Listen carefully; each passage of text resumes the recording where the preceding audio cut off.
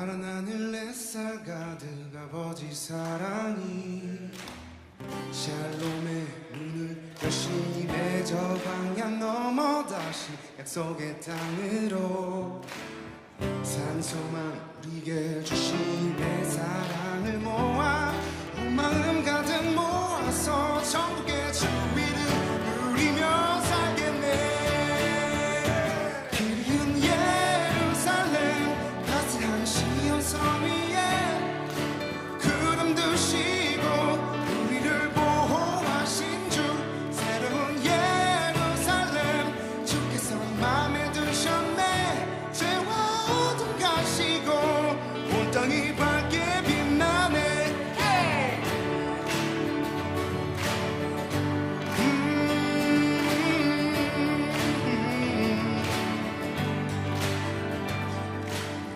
파란 하늘 햇살 가득 아버지 사랑이 샬롬의 문을 열심히 맺어 방향 넘어 다시 약속의 땅으로 산소만 우리에게 주신 내 사랑을 모아 온 마음 가득 모아서 천국의 주 이름 누리며 살겠네. 그리운 예루살렘 따스한 시온 성 위에 구름 드시고 우리를 보호하신 주 새로운 예루살렘 주께서 맘에 두셨네. 죄와 어둠 가시고 온 땅이 밝게 빛나네.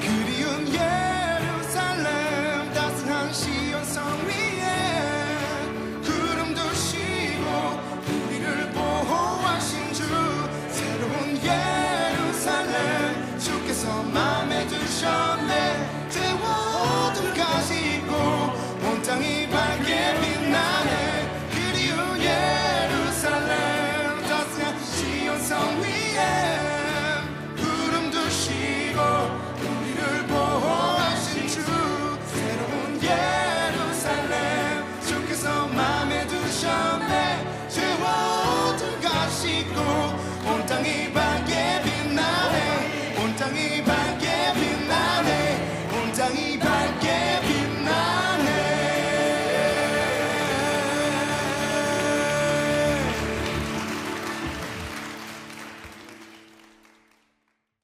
갈라디아서 1장 6절부터 8절까지 말씀. 그리스도의 은혜로 너희를 부르신 이를 이같이 속히 떠나 다른 복음을 따르는 것을 내가 이상하게 여기노라. 다른 복음은 없나니 다만 어떤 사람들이 너희를 교란하여 그리스도의 복음을 변하게 하려 함이라. 그러나 우리나 혹은 하늘로부터 온 천사라도 우리가 너희에게 전한 복음 외에 다른 복음을 전하면 저주를 받을지어다. 아멘. 바울이 갈라디아 교회에 복음에 대한 이야기를 했습니다. 만약 이렇게 복음에 대한 이야기를 했다면, 또 다른 복음이 없다고 이렇게 설명을 했다면 실제로 복음이라는 것과 다른 복음이라고 하는 것이 차이가 있을 거다. 그리고 진짜 복음이라고 하는 것과 다른 복음을 이렇게 믿는다는 것이 분명히 성경에서 어떤 비교가 있을 거다, 이런 얘기예요. 그러니까 그런 비교를 이제 바울이 다 해볼 때 자기가 전한 복음이 진짜 복음이다, 이렇게 얘기를 했어요. 그러면 다른 복음이 또 있다는 얘기입니다. 그러니까 다른 복음이 있으니까 이거를 참 조심해야 되는데, 이거를 천사같이 얘기해도 이건 다른 복음은 안 된다, 이제 그런 이야기가 되겠습니다. 그죠? 그러니까 복음이라고 하는 것과 다른 복음, 이렇게 되어 있는데, 복음이라고 하는 걸 뭐라고 그러냐면 유앙겔리온이라 그래요. 유앙겔리온. 이 유앙겔리온이 유앙겔리조에서 나온 거예요. 유앙겔리조가 복음 선포, 복음 전파라는 얘기고, 유라는 말이 좋은이라는 말입니다. 그리고 앙겔로스, 천사라는 말이에요. 그러니까 좋은 천사라는 말입니다. 좋은 천사, 이게 좋은 소식을 전한다, 좋은 소식, 선한 소식이다. 이렇게 이야기하는 거죠. 그게 좋은 소식, 좋은 천사, 좋은 말, 이것을 뭐라고 그러냐면 복음이라 이렇게 표현하는 거예요. 그러니까 쉽게 얘기해서 좋은 거니까 예수를 복음으로 믿는다는 것은 좋은 거예요. 그러니까 행복하고 좋고 즐겁고 기쁘고 이런 거죠. 그러니까 예수 믿는 게 그냥 괜히 좋은 거 있잖아요. 괜히 좋은 거. 뭐 이러면 복음이죠. 근데 괜히 안 좋은 거 있잖아. 괜히 억지가 되는 거. 뭐 이런 것은 율법이 되는 거죠. 그래서 좋아서 교회 중심하고 좋아서 주님 중심, 좋아서 말씀 중심을 한다면 복음을 받은 사람이에요. 그러니까 좋아서 그냥 그렇게 되는 거예요. 그러니까 좋은 거죠. 그냥 어떤 열심을 내게 되냐, 억지로 열심이 아니라 그냥 좋아서 열심을 내는 거예요. 좋은 거다 이거죠. 그게 이제 그냥 교회 중심인데 좋아서 하는 거잖아요. 그러면 다른 복음은 뭐냐면 반대로 좋아서 하는 게 아니라 억지로 한다. 그 억지로 한다는 게 이게 여러분 이런 게 있잖아요. 사랑이라는 거 알죠? 사랑이라는 거 알죠? 사랑은 누가 모르겠어요. 사랑하는 거 뭐 잘해주고 뭐 사랑하고 좋아하고 이러는 걸 사랑하는 거잖아요. 근데 여러분 그 사랑이라는 것도 배워야 됩니다. 사랑이라는 걸 잘 배워서 부부간에도 사랑하는 걸 배워야 되고요. 친구간에도 사랑하는 모습을 배워야 되는 거고, 그러니까 사랑을 잘 해야 된다는 얘기입니다. 잘 사랑해야 된다. 그런 말이에요. 그러니까 억지로 사랑한다. 그러면 이제 잘못된 거죠. 그러면 이제 잘 생각해 보세요. 잘 한번 생각해 보자. 잘 생각하고 사랑하는 게 사랑을 잘하는 거예요. 그러니까 잘 생각을 못하고 그냥 사랑을 하게 되면 잘 못 사랑하는 겁니다. 그러니까 잘 사랑을 해야 되는 거예요. 잘 사랑하면 복음이고 잘 못 사랑하면 율법이 되는 거예요. 그러니까 잘 사랑하자. 그러니까 잘 하자. 그러니까 좋은 기분으로 하자. 복음으로 하자. 그 말이에요. 그러면은 사랑이라고 하는 게 여러분 다른 자녀들 다 사랑하죠. 뭐 남편과 아내를 다 사랑하고 남자친구 여자친구 다 사랑하죠. 그런데 사랑을 할 때 여러분 어떻게 사랑이 뭐예요? 어떻게 사랑을 해야지만이 진짜 사랑하는 거예요. 하나님적으로 성경적으로 사랑한다 그러면 어떤 사랑을 사랑이라고 그래요? 여러분 사랑이라 그러면 자, 봐요. 잘 들어야 돼, 이거. 왜냐하면은 사랑을 뭔지 모르고 사랑하는 사람이 참 많기 때문에 그래요. 사랑이 뭔지 모르고 사랑을 한다. 자, 사랑이 진짜 성경적인 사랑이 뭐냐? 성경적인 사랑이 어떤 사랑일까? 하나님이 사랑이라 그랬죠. 하나님은 자기가 사랑이라 그래요. 그러니까 하나님 사랑이 가장 그래도 성경적인 사랑이 되겠죠. 하나님이 사랑하는 게 가장 성경적인 사랑일 거예요. 그러면 하나님적인 사랑이 어떤 사랑이에요? 하나님적인 사랑은 어떤 사랑을 하나님적인 사랑이라고 부를까? 여러분이 생각하는 게 있을 거 아니에요. 하나님적인 사랑은 이런 거다라는 게 있을 거 아니에요. 조건이 없는 사랑이죠. 조건이 없는 사랑. 그럼 인간들이 사랑하는 거요. 조건이 다 있잖아요. 그러니까 사랑을 하는데 하나님이 사랑하는 거는 조건이 없어요. 그러니까 한마디로 말하면 여러분 사랑할 때 뭐 좀 짜증도 나고 어떨 때는 기분도 나쁘고 화도 나고 그런데 사실은 그게 화를 왜 내는 거예요? 화를 왜 내는 거예요? 미워서 화내는 거예요. 진짜 사랑하는데 왜 정말 못 알아줄까 이런 사랑이에요.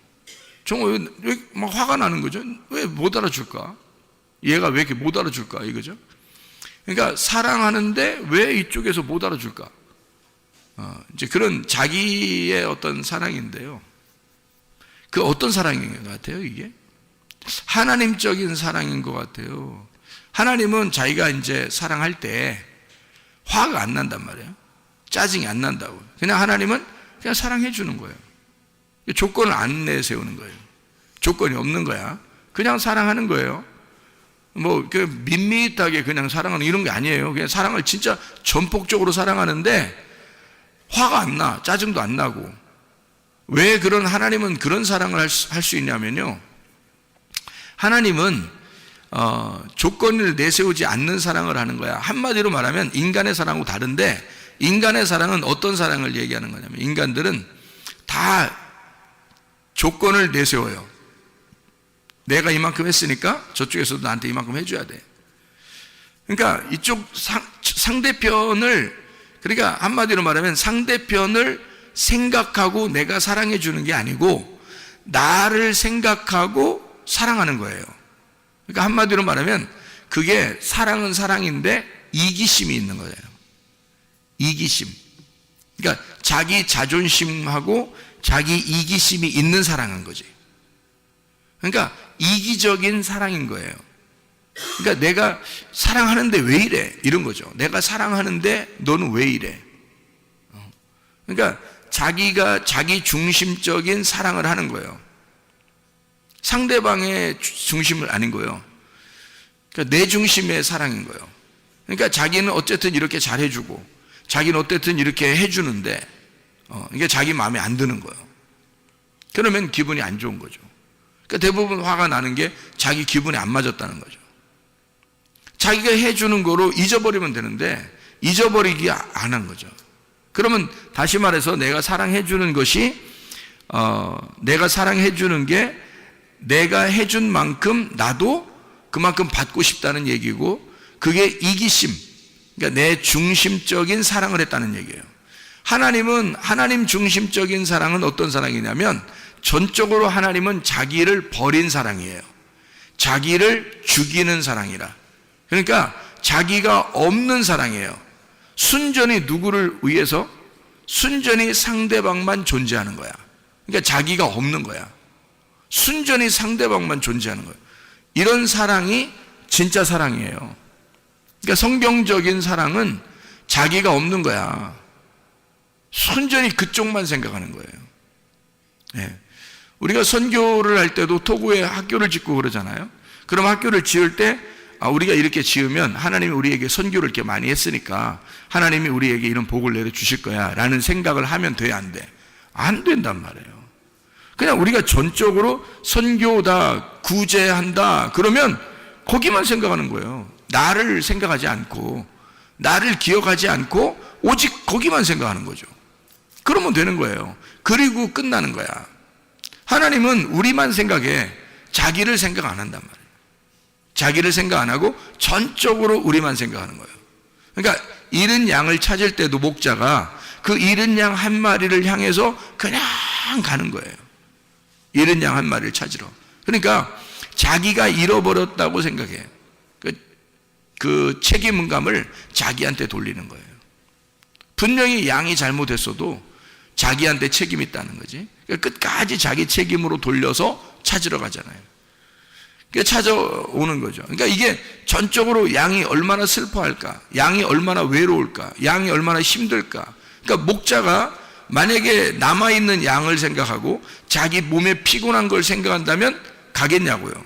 잃어버린 양한테 가겠냐고. 왜냐면 어디에 있을지도 모르고. 그러니까 뭐 또 자기가 찾으러 갔다가 어떤 위험에 당할지도 모르니까 뭐하러 그런 짓을 하겠냐고. 남아있는 99마리의 양을 더 챙겨야지. 그리고 자기 목숨도 챙겨야지. 그렇게 따지면 잃은 양은 못 찾는 거죠. 근데 잃은 양 찾으러 갈 때 목자가 그냥 가는 거예요. 잃은 양 한 마리만 생각하고. 그러니까 목자는 자기의 신변을 생각한 게 아니죠. 자기의 신변을 생각했다면 어떻게 찾아가겠어요? 그죠? 잃은 양한테 어떻게 가겠냐고. 어디 있는지도 모르는데 가겠다는 거예요. 찾으러 가겠다는 거야. 자기 신변을 생각했다면 찾으러 가겠냐고? 그럴 수 없죠. 자기를 생각 안 한 거죠. 그러니까 하나님의 사랑이라고 하는 건 우리한테 어떤 조건이 없어요. 자기 중심도 아니에요. 이기심이 없어요. 그냥 사랑하는 거예요. 그러니까 한마디로 말하면 그냥 베푸는 거야. 그냥 베풀고 감사하고. 그러니까 베푸는 것이 감사한 거야. 여러분 그게 진짜 사랑인데. 그걸 하나님의 선함이라고 그러는 거예요. 하나님의 복음. 그러니까 선하다, 앙겔로스. 그러니까 유라는 게 토브, 히브리어로 토브라고 그래요. 그럼 하나님이 보시기에 좋았더라 할 때 그 토부예요. 그러면 그 토부라고 하는 하나님의 선함이란 말이에요. 하나님이 좋아하셨더라, 하나님이 선하셨더라, 그 말이거든요. 하나님의 선함이란 말이에요. 하나님이 기뻐하셨다, 하나님이 선함이다, 하나님이 기쁨이다. 그냥 자기가 다 창조해놓고 다 만들면서 그냥 하나님은 기뻐하는 거예요. 그거 다 누구를 위해서 하는 거야? 우리를 위해서 준비하는 거예요. 우리를 위해서. 그러니까 사람을 만들기 위해서 다 준비해 주는 거예요. 다 준비해 줘. 그러니까 사람 하나를 만들기 위해서 하나님이 다 준비해 주잖아요. 뭐 햇빛도 준비해 주죠. 뭐 빛도 준비하죠. 땅도 준비하죠. 뭐 바다도 준비하죠. 뭐 다 준비해요. 그러니까 모든 걸 다 준비해요. 그러면서 기뻐하는 거예요. 하나님의 선함이다. 하나님은 좋아하셨다. 왜냐하면 그냥 복음이에요. 그러니까 복음이라고 하는 건 여러분, 성경에서 바울이 깨달은 복음은 뭐냐면 자기가 가만히 복음을, 자기는 원래 갈라디아서 1장 14절에 보면 말이에요. 내가 내 동족 중 여러 연갑자보다 유대교를 지나치게 믿어 내 조상의 전통에 대하여 더욱 열심히 썼으나 해서, 바울은 어떤 사람이었냐면 자기가 유대교를 지나치게 믿었대요. 지나치게라는 단어가 프로콥토라는 단어예요. 프로콥토라는 단어는요, 슬퍼하다, 한숨 짓다, 괴로워하다라는 말이에요. 한마디로 말하면 바울은 유대교를 지나치게 믿었다, 이 말은 우리가 생각할 때는 유대교를 열심히 믿었구나라고 생각하겠지만 바울은 정말 슬펐던 거예요. 그러니까 괴로웠던 거죠. 어떤 면에서는 기쁨으로 섬기질 못해본 거예요. 기쁘지 않았던 거야. 그러니까 억지로 다 된 거예요. 모든 게 다 슬픈 거예요. 자기는 그러니까 스데반을 죽이면서도 그게 뭐 행복하고 그런 게 아니에요. 뭐 행복해서 죽이고 뭐 자기가 유대교를 이만큼 열심히 뭐 내가 열심당원이니까 뭐 그냥 이런 스데반 하나 정도는 죽여도 내가 기쁠 것이다, 이런 게 아니라고요. 정말 마음에는 슬픔이 있었다, 괴로웠다, 한숨 짓는 사람이었다. 사람들을 또 만족이 안 되니까, 자기에게 만족이 안 되니까 또 죽이러 다니는 거예요. 그렇게 죽이러 가다 주님 만난 거 아니겠어요? 그러니까 이게 너무 슬프고 힘들었다, 이제 그런 얘기였는데요. 그러니까 괴로운 그 신앙생활을 했던 거죠. 어려운 신앙생활. 그러니까 즐겁지 않았던 거예요. 그러니까 바울은 갈라디아서를 통해서 뭐를 얘기하고 싶었냐면, 여기서 진짜 복음이 있고 다른 복음이 있다는 거예요. 그러니까 복음이라고 하는 건, 이 바울이 만난 복음은 행복하고 즐겁고 기쁘더라는 거지. 근데 자기는 그 전에 행복하지 못했다, 너무 슬펐다, 괴로웠다, 나 한숨 짓고 살았다, 나 슬퍼했다, 이런 얘기예요. 그런 다른 복음 안에서, 다시 말하면 율법 안에서 살고 있었다, 자기가. 근데 그 율법의 열심으로 자기의 종교 생활을 이렇게 해왔는데, 그런 신앙 생활을 해왔는데, 그게 자기한테 행복을 주는 게 아니었다는 거죠. 율법이었던 거예요. 근데 하나님은 이 바울이 쓸 때 뭐라 하냐면, 그러니까 다른 복음이 있다는 거예요. 다른 복음이. 그게 죄와 사망의 법이라고 하는 율법이었던 거죠. 그러니까 진짜 복음이 또 있다는 거예요. 그러면 자기가 열심히 했는데 기쁘지 않았던 게 뭐라고요? 다른 복음이었다고요. 그러면 진짜 기쁘고 행복하고 즐거우면 어떻게 되는 거예요? 그럼 복음이 되는 거죠. 그죠? 즐겁고 행복하고 기쁘다, 그러면 복음이 되는 거예요. 그걸 복음이라 그런다고요. 그러면 근본적으로 어떤 차이가 있었던 거예요? 사도 바울이 자기가 다른 복음으로 열심히 섬겼다고 하는 것은 자기가 어때요? 열심히 섬겼다는 거죠. 자기가 열심히 섬긴 거예요. 그죠? 그러면 진짜 복음은 어떤 거예요? 하나님이 나를 열심히 섬겨주는 거야. 그러면 진짜 복음이야, 이게. 그러니까 여러분, 이거 그 복음을 믿으면 말이에요, 복음을 믿으면 사람들이 착각하는 게 있어. 뭘 착각하냐면, 방종하는 거를 착각해서 자유인 줄 알아요. 그게 복음인 줄 알아. 그러니까 야, 쉴 때 쉬고 뭐 헌금도 안 하고 기도도 별로 안 하고 이래도 하나님이 날 사랑하는 거 아니야? 뭐 이 정도, 이거를 자긴 자유하다고 생각해요. 편안하다, 뭐 이렇게 해야 되는 거 아닌가? 이런. 그러니까 성경을 한쪽을 가르쳐주면 한쪽을 잊어버리는 사람들이지. 성경은 어떻게 되어 있다고요? 성경은 울타리를 쳐서 그 안에서 복음을 만나라 그런 거죠. 그러니까 울타리라는 율법을 쳐놓고, 이렇게 울타리를 쳐놓고 그 안에서 복음을 만나라고 한 건데, 성경이에요. 그러니까 여러분 보세요. 안에 복음이 있으면, 이 안에 복음이 있으면 바깥에 울타리가 이렇게 쳐 있어요. 그러면 그거는 복음 아니라는 거예요, 여러분. 이게 이제 사람들이 착각하는 거예요. 그러니까 울타리를 걷어치자. 울타리를 없애버리자. 율법은 나쁜 거라니까 사람들이 생각할 때 율법은 나쁜 거니까 율법을 없애버리자. 우리 복음을 만났으니까 우리 자유해야 돼. 그래서 아무것도 안 해도 하나님이 사랑하는 줄 알아요. 이게 이제 법을 없애버리자는 거죠. 그러니까 무법한 사람이 되는 거예요. 그걸 이제 성경에서는 방종하는 사람인 거죠. 방탕하고 방종하는 사람. 여러분, 여러분 애굽이 있죠. 광야가 있죠. 가나안 땅이 있죠. 법이 없이 사는 사람들이 어디 살았어요? 애굽, 광야, 가나안 중에서 어디 살았을까? 법이 없이 사는 사람들은. 애굽입니다. 그러면 법을 준 데가 어디죠? 광야입니다. 광야에 가서 하나님이 율법이라는 것을 광야에서 주셨어요. 그러면 가나안 땅에 들어가면 어떻게 될까요? 율법이, 광야에서 준 율법이 필요할까 안 필요할까? 이 율법을 근거로 해서 가나안 땅을 누리라는 거예요, 하나님은. 그러니까 이 하나님의 하나님의 자유는 반드시 어떻게 되어 있냐면 울타리를 치고 그 안에서 자유하라는 겁니다.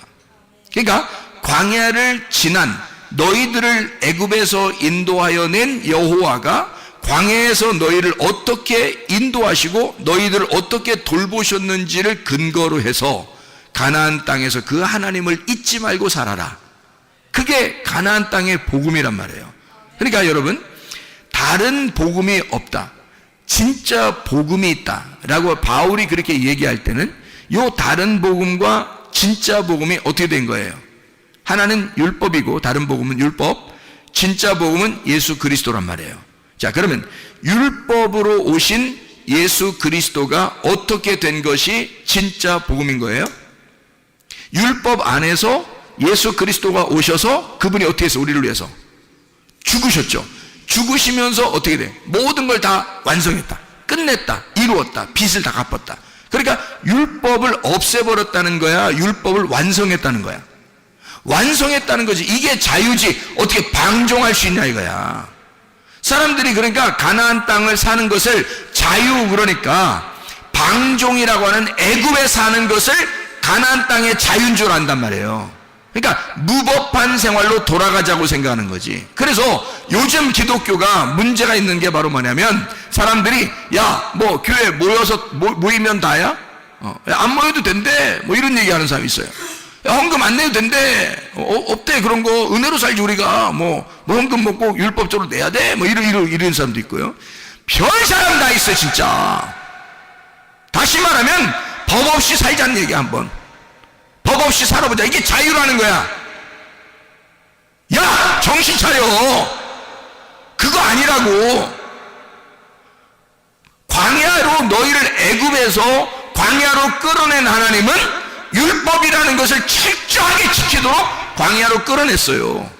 그 율법을 주고 가나안 땅에 들여보낸 거라고. 처음부터 이런 율법이 필요 없었다면 안 주지? 뭐하러 줘요 하나님이, 뭐 복잡하게. 하나님이 무조건 사랑한다며 우리를. 생각을 해보세요. 하나님 우리를 무조건 사랑한다며. 그런데 뭐하러 광야에 율법을 주냐고. 그냥 그냥 다 니나 너 하고 살게 그냥 만들어 놓지. 그렇지 않단 말이에요. 그렇다면 여러분 가정들 다 해체해야 돼. 그렇다면 교회도 다 해체해버려야 돼. 왜? 자유니까. 가정이 뭐가 필요 있어? 아니, 교회는 없어도 되는 거고 가정은 있어야 돼. 그럼 학교는 있어야 돼? 다 해체시켜버려. 그래야 자유하지. 니네가 말하는 자유는 가정도 없애버리고 학교도 없애버리고 직장도 없애버리고 다 재테크 근무, 그리고 교회도 없애버리고, 이게 자유인 줄 알아. 그럼 나라도 없애버리지. 나라도 없애버려. 다 없애. 너 혼자 살아 그냥. 그러면 자유하잖아. 옷 다 벗고 다녀. 네 자유니까. 이게 무법한 자로 돌아가자는 얘기 아니야. 교회에 다녀보니까 사람들이 너무 율법적으로 억압적이단 말이에요. 그래서 사람들이 고안해낸, 생각해낸 것이, 아하, 이거 아니다. 율법을 완성하신 예수님은 모든 것을 다 끝내버렸으니까 우리도 자유해야지 하면서 다 해체하기 시작했습니다. 지금 기독교 설교를 들어보면요, 많은 사람들이 이제 해체하기 시작했습니다. 기도도, 찬양도, 예배도, 모임도, 헌금도, 이런 거 다 이제 해체하기 시작. 우리가 자유한데, 은혜를 받았는데, 이런 게 이렇게 필요하냐, 이렇게 해요. 너도 해체해, 그럼, 너도 해체해. 너부터 해체해야 돼. 그런 율법이 필요 없다면, 너부터 해체해야 돼. 잘 생각해야 돼요. 그래서 사람들이 잘못하면 영지주의로 빠지는 거야. 잘못하면 물질주의로 빠지는 거야. 이게 사람들이 하나를 해주면, 하나를 알려주면 다 그쪽으로 빠져버리는 거야. 하나 알려주면 그쪽 확 다 빠져버리고. 미련해서 그런 거예요. 성경에 어디 그런 식으로 되어 있냐고.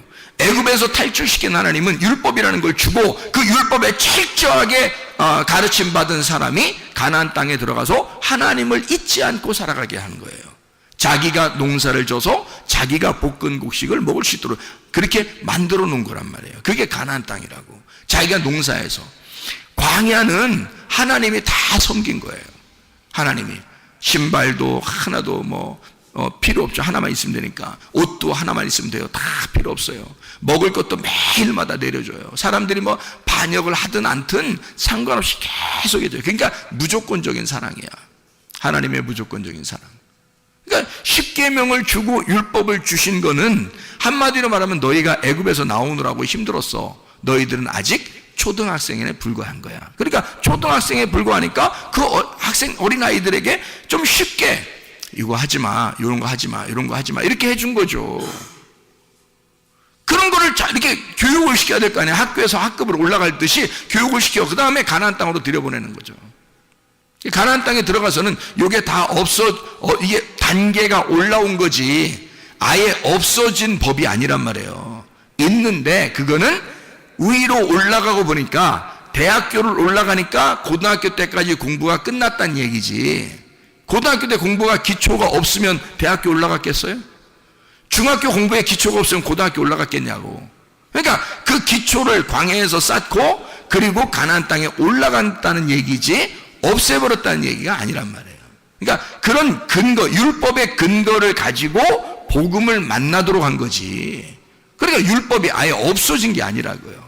그게 무능력하다라고 했죠. 무능력한 거죠. 다시 말하면 예수가 너무 능력자시니까, 복음이 너무 힘이 있으니까 이것을 바라보면 이 무능력한 힘이 없는 율법으로 살지 말라는 거지. 너희가 다시는 돌아가서 율법으로 살지 마라. 복음으로 살아라. 복음으로 살면 어떻게 되겠어요? 10계명 정도는 우습게 지키는 사람들입니다. 생각해 보세요. 10계명을 원래 주었을 때 당시는 그게 아주 어린아이 초등학교 같은 거니까, 그러니까 이때는 심각하게 가르쳐 줬어야 돼요. 어리니까. 그런데 복음을 깨달았어. 10계명을 지나서 복음을 깨달으니까 10계명 정도는 너무 우스운 거야. 도둑질하지 마세요, 살인하지 마세요, 간음하지 마세요, 탐내지 마세요, 주님을 사랑하세요, 이런 거는 안 가르쳐줘도 해야 되는 일이야. 안 가르쳐줘도. 그러니까 이건 굉장히 심각하게 중요한 건데, 안 가르쳐줘도 해야 되는 거는 자기 스스로 해야 되는 건데, 이거는 이거 하지 마세요, 저거 하세요, 이거 하지 마세요, 이거 저거 하세요, 이렇게 하는 거는 기초적인 거지. 우스운 거잖아요. 그러니까 진짜 복음을 만난 사람은 율법으로 살지 않게 돼 있다, 이 말을 하는 거잖아요. 그죠? 그러면 진짜 복음이 어떻게 더 고상하니까, 그게 더 높은 수준의 레벨업된 학습이니까 이걸 하지 어떻게 아래 거를 섬기겠냐고요. 그래서 그런 차원에서 올라왔다는 얘기지, 이걸 아예 거치지 않았다, 필요가 없다, 이런 얘기가 아니라는 얘기죠. 그래서 사람들은 율법 자체를 없애버리려고 하는 거예요. 방종, 방탕, 무법한 시대로 돌아가요. 그게 자유한 줄 아는. 그러니까 자유와 방종은 엄연히 다르다. 자유는 울타리를 치고 그 안에서 기쁨을 누리라는 게 자유고요, 울타리를 없애버리자고 하는 게 방종입니다. 이해가 되겠죠? 우리는 방종한 사람들이 아니에요. 그래서 교회 나오는 거야, 여러분. 방종하지 않고 자유한 사람들이니까 울타리를 치고, 가정이라는 울타리, 교회라는 울타리를 치고 그 안에서 기뻐하는 사람들이란 말이에요. 복음으로 살려고 하는 사람들. 그러니까 이거를 그러니까 복음이라고 하는 건 한 가지를, 이렇게 우리가 복음, 예수라는 복음, 이거로 막 요렇게 살으라는 얘기예요? 아니면 다른 복음이 있다는 걸 알고 복음으로 살라는 얘기예요? 다른 복음이 있다는 걸 알고 복음으로 살라는 얘기란 말이에요, 이게. 그러니까 다른 복음을 전하느라고 이 진짜 복음을 갖다 외면하면 이게 나쁘다는 거죠. 다른 복음이 있다. 요 다른 복음 안에 진짜 핵심, 그 내용, 의미, 그 뜻이 담겨져 있다, 이 성경은. 그래서 그 뜻을 가르쳐 주려고 하는 거죠. 그 뜻을 가르쳐 주면 우리 속에 있는 유전자들이 막 움직이고 반응을 한다는 거죠. 그 뜻에, 그 내용에 반응을 하는 거죠. 그러면 몸도 영도 건강해지는 거예요. 다시 말하면 유전자는, 우리 속에 있는 유전자들은 그 뜻에, 의미에 반응한대요. 의미에, 그 내용에 반응한대요. 그래서 말씀을 들을 때 그런 말씀이구나 라고 이해가 된다, 아멘, 깨달아진다, 그러면 여기 속에 유전자가 반짝반짝 켜진답니다. 그러면 건강해진대요. 그러니까 말씀이 깨달아지고 그렇구나. 그러니까 그게 뭐가 들어간 거야? 그 시간에 뭐가 들어가는 거야? 생기가 들어가는 거지. 말씀이 들어가는 거지. 진리의 말씀이 들어가는 거지. 진리의 말씀, 생기가 들어가서 여러분 속에 있는 유전자를 켜주는 거죠. 속에 있는 DNA를 살려주는 거야. 이게 부활이란 말이에요. 속에, 몸에 부활하는 거야. 죽은 내가, 꺼져 있던 유전자가 켜지는 거야. 그게 부활이란 말이에요. 하나님의 말씀이 들어가 죽어 있는 너를 살려주는 거지. 이게 생기가 들어간다 그래요. 그래서 죽은 내가 첫째 부활에 동참하게 된다, 살아나게 된다, 생기가 들어왔다, 이런 말이죠.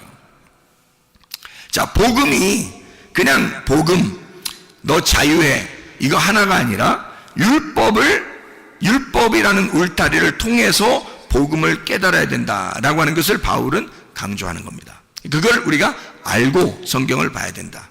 그러니까 복음이라고 하는 건 좋은 소식인데, 주님께 대한 내가 아무것도 안 하면서 하나님이 나한테 다 해주시는 거야, 그게 복음이에요. 물론 그게 복음이에요. 그러니까 복음은 하나님이 내가 아무것도 안 해도 그냥 주는 걸 복음이라 그래요. 그러니까 뭐냐면 이렇게 된 거예요. 자, 죽었던 나에게 생기가 들어왔어요. 뭐예요 그게? 복음이라는 거지. 죽었던 내 흙덩어리에 생기라는 삶이 딱 들어왔어요. 그러면 복음이 전해진 거잖아, 이 안에. 그러면 복음이 그냥 와서 혼자 살아? 아니면 이 흙덩어리에 같이 살아? 흙덩어리에 같이 사는 거지. 그러니까 흙덩어리가 필요 없는 거야, 있는 거야? 있는 거지. 필요 있는 거지. 흙덩어리 안에 생기가 들어가서 흙덩어리를 살려서 살잖아. 이해가 돼요? 그럼 보세요. 성경이라는 건 뭐예요? 성경 자체가 율법입니다. 율법이라는 다른 복음이야. 그래서 이 안에다가 의미를 집어넣었어. 진짜 복음이 들어왔어. 이 다른 복음에 진짜 복음이 들어오면 이 진짜 복음을 가진 진짜 복음이 뭐야? 예수님이야. 흙덩어리에 생기가 들어왔다는 그 생기, 하나님의 숨결이 뭐야? 하나님의 숨결이 우리한테 왔어. 예수님이야. 예수님이 우리 안에 들어왔단 말이에요. 그러면 이 율법이라는 하나님의 성경책, 이 성경책 안에 속에 내용, 의미, 뜻을 우리에게 전달해서 알려줬어. 그게 복음이야. 그러면 여기 성경책은 다른 복음이야. 이 속에 있는 내용은 복음이야. 그러면 이 복음을 깨달은 사람, 예수 그리스도를 깨달은 사람은 뭘로 살아가는 거야? 복음을 깨달았으니까 복음으로 살아가는데 하나님 말씀을 들고 살아간단 말이지. 이 무슨 말인지 알겠어요? 자, 복음을 깨달으니까 진짜 하나님이 내게 주신 공급하시는 생기를 내게 불어넣어 주니까, 내게 생기가 불어넣어 주니까 죽어있던 내 몸이 살았어요. 살아서 이게 뭐가 움직여? 생기가 움직이는 거예요. 내 몸이 움직여. 몸이 움직이잖아. 그러면 이 하나님의 말씀이라는 성경책 안에서 복음을 깨닫게 되니까 이 성경책 전체가 이 성경책 전체로 내가 가지고 살게 돼 있다 이 말이에요. 그러니까 이 다른 복음과 복음이라는 사실을 여러분은 어떻게 보냐? 다른 복음은 미워한다. 진짜 복음은 사랑한다. 뭐야 이게? 그러니까 다른 복음은 없어. 그러니까 다른 복음은 안 좋아해. 진짜 복음은 좋아할 거야. 이런 거냐고. 그게 아니죠. 다른 복음과 지금 진짜 복음을 어떻게 했어요? 이게 하나가 돼야 된다. 그러니까 육체인 나에게 예수 그리스도라는 말씀이 내 안에 들어오면 그러면 말씀이 육신이 돼서 이 육신이 살아가는 거잖아, 이 땅에서. 그렇죠? 육신이 살아간다고. 그러면 살다가 예수 그리스도의 말씀 안에서 우리가 살아가는 것이 어느 날 내 장막을 장막을 벗는 날이 언제예요? 육체가 벗어버린다고요. 육체를 벗어버리는 날 말씀이 살아있어. 말씀은 살아있어. 그러니까 이것은 죽질 않아. 말씀은. 그래서 이게 영원히 살아. 그래서 내 장막을 벗는 날을 둘째 부활이라고 그러는 거예요. 둘째 부활. 그러니까 말씀이 내 안에 들어오는 걸 첫째 부활이라고 그러고, 말씀이 살아서 계속 살다가 내 장막을 벗는 날을 둘째 부활이라 그러는 거지. 근데 만약에 내 속에 말씀이 없어. 그냥 나 혼자 이렇게 살아가는 거야. 살다가 내 중심으로 살아가. 내 중심의 사랑을 하면서 살아가. 자기 중심으로. 하나님 중심의 사랑이 아니고 이기적인 사랑을 하는 거예요. 자기 중심의 사랑. 그러니까 뭔가의 보상을 위한 사랑이에요. 아내로부터, 남편으로부터, 자녀로부터, 부모로부터, 친구로부터, 하여튼 보상을 받기 위해서 사랑하는 거야. 그렇게 사랑하다가 어느 날 죽었어요. 그러면 장막을 벗는 날 두 번째 사망이 오는 거예요. 죽었던 너에게 생기가 안 들어갔잖아. 생기가 안 들어가니까 살아나질 못했어.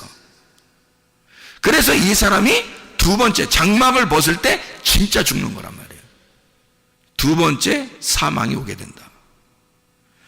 그러니까 우리는 첫째 부활에 동참해야 된다. 예수 그리스도가 십자가 못 박혀 돌아가시고 부활하심으로써 부활했단 말이에요. 그분은 다시 죽지 않아요. 그러니까 우리는 그 복음 안에서 그 복음을 따라가니까 내가 나를 죽이고 주님 안에서 부활의 주님을 따라갔단 말이에요. 그러면 첫째 부활에 동참한 거지.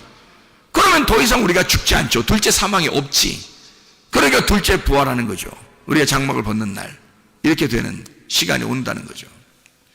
자, 복음이라는 게 이제 뭐라고요? 복음이라는 건 하나님이 나를 섬겨주시는 거다. 다른 복음은 뭐다? 내가 하나님을 자꾸 섬기려고 하는 거다. 그러면 내가 하나님을 섬기는 게 없어요? 여러분? 있잖아. 여러분이 하나님을 정말 열심히 섬겨본 사람들은 알아. 자기가 열심히 섬겨본 사람, 이게 얼마나 슬프고 힘들고 한숨 짓는 일인가. 그걸 안다고요. 열심히 해보려고 한 사람. 어떤 마음에서 열심히 해보려고 했냐면 여러분이 천국 가려고, 천국의 보상을 위해서 이기적인 사랑을 한 거예요. 내가 이런 조건을 내거는 거죠. 내가 이만큼 열심히 하면 하나님이 나한테 이렇게 주실 거야 라고 생각했고, 천국을 주실 거야, 나에게 뭘 주실 거야, 우리 가정에 복을 내려 주실 거야 라고 생각해서 열심히 한 거예요. 근데 그게 필요 없을까? 과연 그게 필요 없었을까? 잘 생각해 봐요. 자, 그게 사도 바울한테는 한숨 짓는 일이었어요. 힘든 일이었다고. 그런데 그게 한숨 짓는 일이, 이런 바울이 그 정도의 열심을 안 냈었다면 어떻게 될까요? 예수님 만나러 왔었을까? 예수님이? 안 만나러 오지. 그 정도의 열심을 내던 사람이었기 때문에 스데반을 죽일 정도였다고. 우리가 율법적으로 열심히 해야 예수를 죽인다고요. 여러분, 그렇잖아요. 예수는 율법 안에서 죽기 위해서 온 거라고요. 스데반도 죽기 위해서 컨셉이 나온 거예요. 스데반은 죽는 컨셉이에요. 바울은 스데반을 죽이는 컨셉이고. 그러니까 스데반은 바울한테서 죽임 당하기 위해서 존재한 거란 말이에요. 마치 누구처럼? 예수님처럼. 스데반을 죽이고 나니까 예수님이 나타난 거죠. 바울에게 나타나서 너 왜 나를 핍박하냐? 내가 언제 핍박했습니까? 예수님, 주님, 내가 언제 핍박하겠습니까? 그러니까 주님이 네가 죽인 스데반이 나야. 그러잖아요. 네가 지금 핍박하고 죽이려고 하는 그 모든 사람이 나야. 그러잖아요. 예수님이요. 그러니까 바울이라고 하는 사람은 예수를 죽이고 나서야 주님을 만났단 말이에요. 그래서 그가 회심을 했다고. 그러니까 그가 죽일 정도의 사람이었으면 뭘로 죽인 거예요? 반드시 뭐가 예수님을 죽이게 돼 있어요. 성경은 율법이 죽이게 돼 있어요. 그러면 여러분이 율법적으로 살아보질 않았어. 그러면 예수님을 어떻게 죽여? 예수님을 안 죽여봤으면 예수를 죽인 자가 아니니까 예수를 만날 수가 없어요. 예수를 죽인 자라는 것을 깨달을 때 만나는 거거든, 주님을. 사마리아 여자가 율법을 잘 지키는 사람이었다고요. 그래서 예수가 만나러 간 거예요. 삭개오라는 사람이 별거 아닌 사람이 아니에요. 이 사람은 율법적으로 잘 지켜보려고 했던 사람이에요. 말씀을 잘 지켜보려는데 안 돼. 왜? 삭개오니까. 그게 이 세리장이니까 안 돼. 그게 자기는 진짜 말씀으로 지켜서 살아보려고 하는데 율법으로 볼 때는 자기는 진짜 죄인이야. 그럴 수밖에 없어요. 그러니까 도저히 안 되는 거예요. 율법사라는 사람이 예수님한테 와가지고 내가 어떻게 해야 영생을 얻겠습니까? 그래요. 그러니까 야, 너 이웃이 누구냐? 뭐 사마리아, 선한 사마리아 사람이 이웃입니다. 율법사가 뭐 강도 만난 사람이 있습니다. 강도 만난 사람이 자기야. 예수님이 너야, 네가 강도 만난 사람이야. 네가 열심히 율법을 지키려고 하는 율법사인데 나한테 왔잖아? 그럼 벌써 뭐예요? 네가 복음에 대해서, 영생에 대해서 자신이 없는 거야. 율법을 계속 지키고 있는데 힘드니까 온 거 아니에요. 예수님한테 어떻게 해야 되냐고. 그러니까 예수님이 그걸 가르쳐 주잖아요. 그러면 선한 사마리아인이 너의 이웃이야. 그러니까 한마디로 말하면 조건 없이 강도 만난 사람을 도와주려고 하는 사람이 예수님이에요. 조건 없이 사랑하는 거죠. 그거를 만나면 네가 이웃 사랑하게 된다. 그러니까 너도 이와 같이 사랑해라. 이런 얘기거든요. 자, 이웃을 사랑하라. 다시 말하면 나의 이웃은 예수님이에요. 이웃 예수님을 사랑하라. 그 말이거든요. 율법사가 율법 잘 지키는 사람 아닙니까? 삭개오, 사마리아 사람, 38년 된 병자, 다 뭘 얘기하는 거예요? 율법을 지키려고 하다가 병자 된 사람이에요.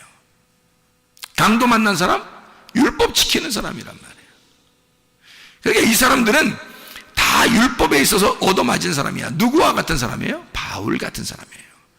바울 같은 사람이니까 이 바울 같은 사람을 예수님 어떻게 해야 돼? 가서 만나줘야 돼. 그러니까 바울도 만나주러 가잖아요. 예수님 만났던 사람들은 다 그냥 우리가 볼 때 뭐 그냥 거지 같고 그냥 다 뭐 저기 돌아다니는 그런 진짜 뭐 장애인 그런 얘기 아니에요. 성경은 그런 얘기를 쓰는 게 아니라고. 적어도 성경도 모르는 사람을 얘기하려고 하는 게 아니고 율법에 있어서 너무 철저한데 다른 복음을 가지고 있는 거란 말이에요. 율법이라는 다른 복음 안에서 죽을 것 같은 사람, 이런 사람을 바울은 지금 뭐라고 얘기하냐면 진짜 복음이라는 게 있다. 내가 다른 복음을 섬겨봤는데 그거 힘든 거야. 진짜 복음이라는 게 있더라. 그게 예수님이야. 요걸 얘기하는 거예요.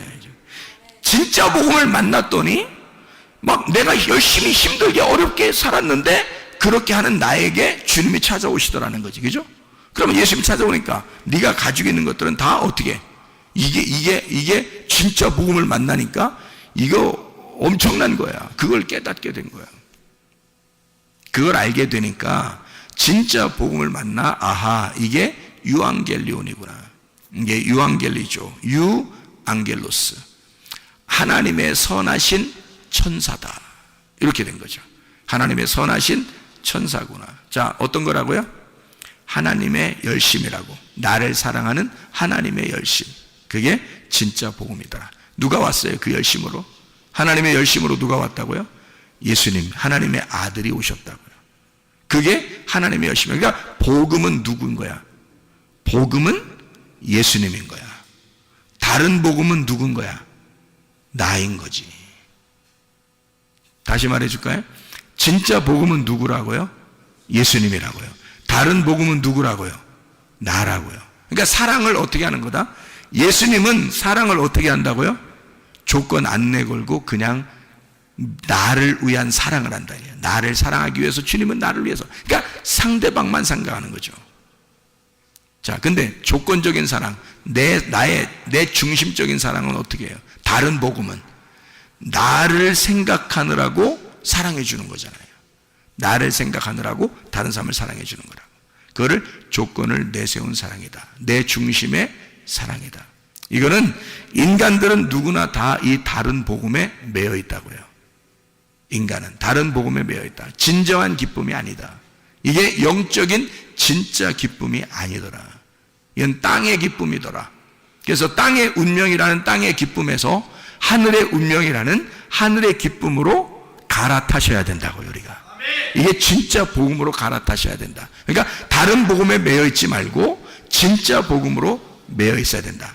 진짜 복음으로 가야 된다. 그러면 하나님의 섬기심을 알게 된다. 그게 하나님의 아들의 믿음으로 살아가는 것이다. 내 믿음은 다른 복음이다. 내 믿음은. 그러니까 내 믿음은 변할 수 있다. 그러나 변하지 않는 하나님의 아들의 믿음이 있다. 이것은 변하지 않는다. 이게 복음이다.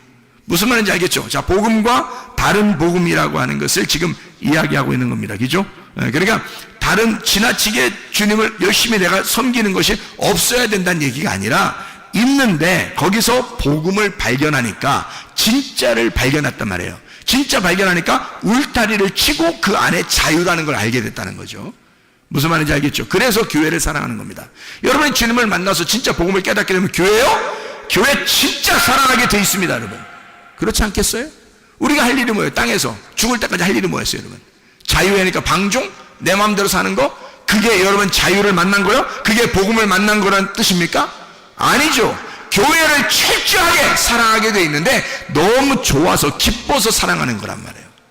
하나님의 아들의 믿음으로 내가 죽었으니까 하나님의 아들의 믿음이 내 속에 있으니까 하나님의 아들로서 사랑하는 거란 말이에요. 그러니까 교회가 얼마나 사랑스럽겠냐고. 내 목숨을 버려 얻은 교회니까 얼마나 사랑스럽겠냐 이 말이에요. 내 목숨을 버려 얻은 주님이니까 그를 섬길 때 얼마나 기쁘겠느냐 이 말이에요. 내 목숨을 버려 얻은 말씀이니까 얼마나 행복하겠느냐 이 말입니다. 그거죠. 어떻게 그걸 갖다 다 외면하고 네 마음대로 사는 걸 이걸 복음이라고 말합니까? 거짓말이죠. 그거 잘못된 겁니다. 그런 복음 아니에요. 울타리를 반드시 쳐놓고 그 안에서 기뻐하는 자유를 말하는 것입니다. 이런 복음을 바울은 얘기하는 것이다. 자, 이걸 서로 떨어뜨려진 복음이 아니라 합쳐진 복음이란 얘기예요. 그게 둘이 하나가 된 복음, 나누어진 복음이 아니라 하나가 된 복음이란 말입니다. 무슨 말인지 알겠죠? 이런 복음은, 자, 생각해 봐요. 하나님이 하나님의 아들을 이 땅에 보내셨어요. 그렇죠? 하나님의 아들을 이 땅에 보내셨어요. 그러면 잘 생각해 봐요. 그거 우리가 보내라고 했어요? 아니면 하나님이 다 자기가 준비해서 자기 아들을 보냈어요? 자기가 준비해서 다 보낸 거예요. 우리가 알기도 전에 오셔서 우리를 구원해 버린 거야. 자, 그럼 그걸 뭐라고 그래요? 이거를 지금 다른 복음. 자, 어떤 거예요? 복음이죠. 내가 하라고 한 거 아니잖아요. 내가 어떤 끼어들어서 한 거 아니잖아요. 주님이 그냥 하나님이 알아서 자기가 그냥 다 우리에게 주신 거예요. 자기 아들을. 그럼 이거 복음이라고 그러잖아요. 그죠? 그러면 생각해 보시라고요. 내가 생각하기도 전에 이미 하나님은, 자, 창세기 2장 7절에 흙덩어리를 딱 조물딱 하더니 탁 놓고서요, 그 코에다가 하나님의 호흡을, 하나님의 숨결을 훅 하고 불어넣어 주더라는 거예요. 자, 이게 뭐가 들어가요? 하나님의 말씀이 들어간 거예요. 자, 내가 언제 이거 나 흙덩어리라는 나를 살리라고 아담 만들어 달라고 한 적 있어요, 우리가? 없어요. 하나님이 자기가 자기 아들을 만든 겁니다. 그죠?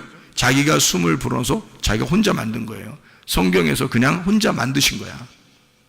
그리고 살다가 사람이 죄를 졌어요. 죄를 지니까 하나님이 또 자기가 내려가서 다 용서하고 자기가 죽겠대요. 자기가. 그러니까 우리하고는 아무 상관없어. 혼자 다 하는 거야, 그냥. 혼자 죽으시고 혼자 부활하시고 다 하는 거예요. 그거를 뭐라고 그래요? 주님의 죽으심과 주님의 부활이라고 그래요. 그러니까 주님이 죽으시고 자, 사람이 죄를 지은 것 때문에 인간들이 하나님하고 떨어졌어요. 이게 사망이야. 그 사망한 인간들을 위해서 예수님이 오셨어요. 그리고 대신 십자가에서 죽으셨습니다. 죽으시고서 인간들을 위해서 죽으시고 부활하셨어요. 이게 첫째 부활입니다. 주님의 부활. 그럼 주님의 부활에 우리는 뭐예요? 그럼 우리는 한 게 있어요, 없어요? 아무것도 한 게 없어요. 그럼 뭐냐 이거 성경은? 누구를 위한 책이에요 이게?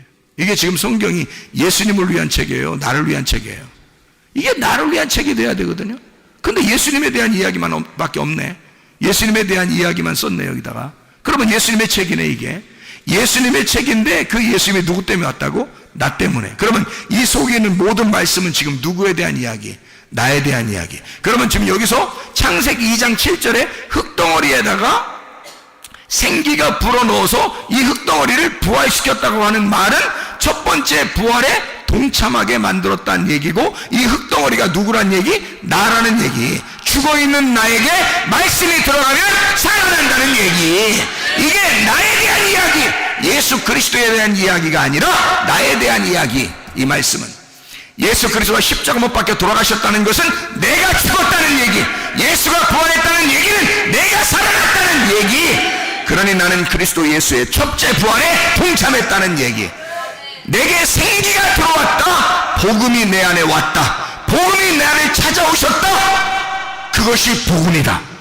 복음이 나를 찾아오셨다. 생기가 내게 불어왔다. 누가 시켰어요? 누가 시켰냐고? 누가 복음이라는 생기가 들어오게 해달라고 성경에 어디 그런 적이 있었냐고? 하나님이 혼자 다 하신 거지. 이해가 되십니까? 하나님이 혼자 다 하신 일을 써놓은 거란 말이에요 성경은. 그러니까 이걸 하나님이 하셨다, 복음이라 이렇게 말하는 거란 말이에요. 네가 한 것은 다른 복음이지. 이해가 됩니까? 네가 열심히 하나님을 찾으려고 했던 것은 너의 종교심이죠. 그건 다른 복음. 하나님이 우리를 위하여 전적으로 나를 위해 열심히 하시는 것은, 주님이 나를 위해 열심히 섬기는 것은, 주님이 나를 위해 죽으시고 주님이 나를 위해 부활하시고 주님이 혼자 열심히 일하시는 것은 복음. 주님이 나를 위해서 섬기시고 있는 것은 복음이란 말이에요. 오늘도 여러분에게는 하나님의 복음이 숨결을 통해서 불어가고 있는 겁니다. 숨결, 이게 숨결, 이 물결처럼 말이에요. 잔잔한 물결처럼 여러분에게 싹 물결 쳐서 여러분에게 숨결로 들어가는 거라고. 하나님의 말씀이 여러분에게 들어가는 거, 이거 여러분의 노력이 아닙니다. 하나님이 전적으로 여러분을 살리기 위해서 여러분 죽어있는 우리들에게, 흙덩어리인 우리들에게 하나님의 생기를 불어넣어 주는 거라고. 이게 여러분의 부활이란 말이에요.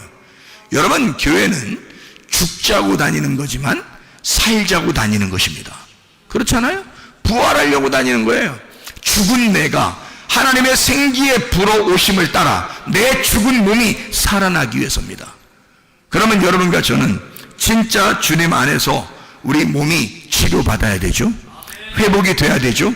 우리 영이 회복돼야 되겠죠. 이게 부활이니까 내 몸이 부활해야 되고 내 영이 부활해야 된단 말이에요. 이게 우리의 삶이라고요.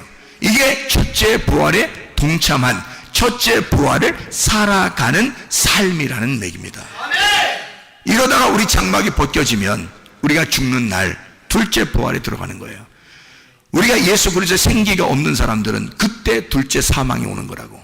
이미 죽어 있었던 너니까 둘째 사망이라 그래 그걸. 근데 우리는 둘째 사망이 없어. 왜냐하면 첫째 부활하신 예수가 생기로 들어왔으니까, 내게 숨결을 불어넣어 줬으니까, 살아났으니까 더 이상 죽음이 없단 말이에요. 그러니까 두 번째 부활, 천국으로 올라가는 거죠. 죽으면서 그것으로 완성이 되는 거라고. 이 땅의 장막을 벗고 새하늘과 새 땅이 되는 거죠. 완성이 됐단 말입니다.